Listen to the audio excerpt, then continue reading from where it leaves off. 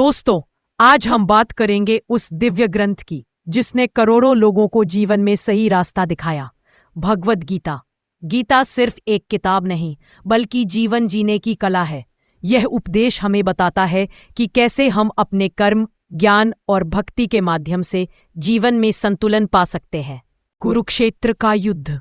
कहानी शुरू होती है महाभारत के युद्ध भूमि कुरुक्षेत्र से।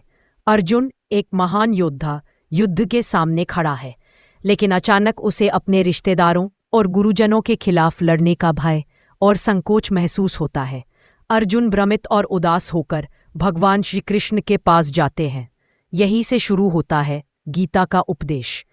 अब भगवान कृष्ण अर्जुन को समझाते हैं, जीवन में सबसे बड़ा धर्म है कर्म करना, परंतु फल की चिंता किए बिना।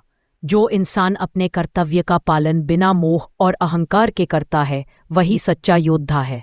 गीता हमें यही सिखाती है कि हमारे कर्म ही हमें हमारे जीवन का मार्ग दिखाते हैं और फल की चिंता छोड़कर कर्म करते रहना चाहिए।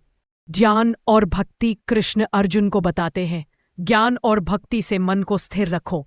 जो व्यक्ति अपने मन को नियंत्रण में रखता है, वही जीवन में सच्ची शांति प्राप्त करता है।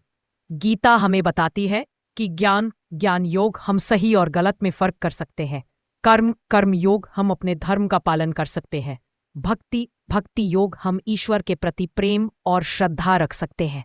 गीता का आज का संदेश। दोस्तों, गीता केवल युद्धभूमि की कहानी नहीं है, यह हमारे हर दिन के जीवन के लिए मार्गदर्शन है।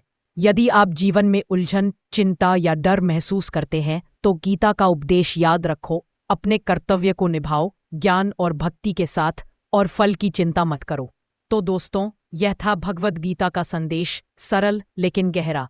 अगर आप भी जीवन में संतुलन, शांति और सफलता चाहते हैं, तो गीता को समझना और अपनाना बेहद जरूरी है।